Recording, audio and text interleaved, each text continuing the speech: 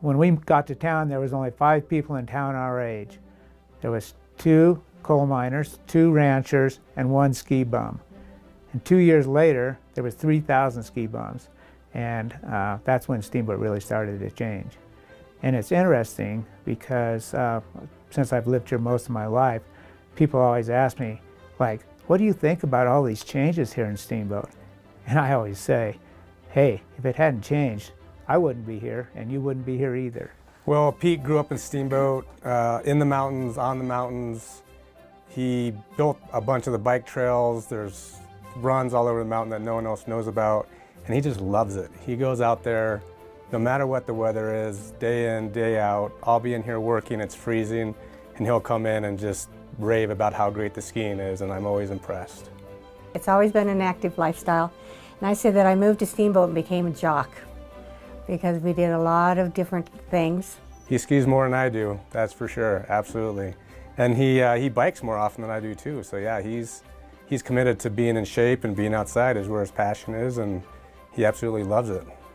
You know, one of the things I found that makes it easier for me to stay active is that I just pencil myself in when I think I'm going to be able to go. So, like, I have a group of friends that I ride with every Tuesday and Thursday. We call ourselves the Dirt Bags, and we're just a bunch of old mountain bike riders. And then I try to play golf 2 or 3 times a week with my wife Barbie, and, you know, go fishing once in a while, take a hike.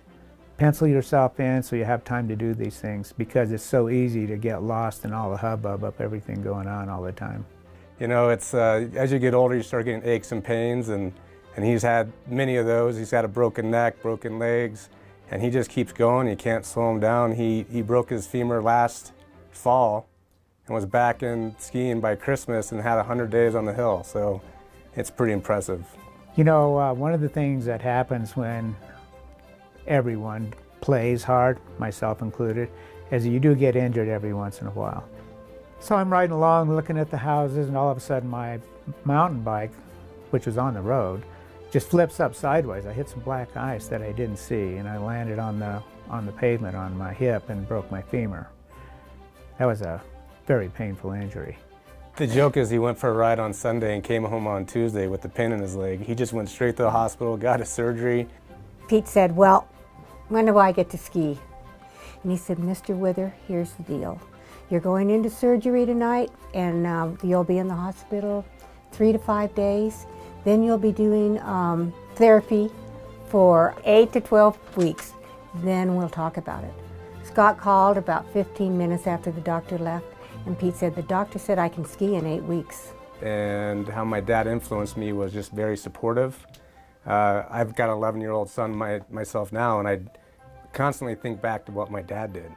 And it was never pushing me. It was always just go have fun, good luck, you know, give it your all. I don't know if it's any big secret about a long and healthy life. I'm blessed with good genes for one thing, but I think I try to do everything in moderation.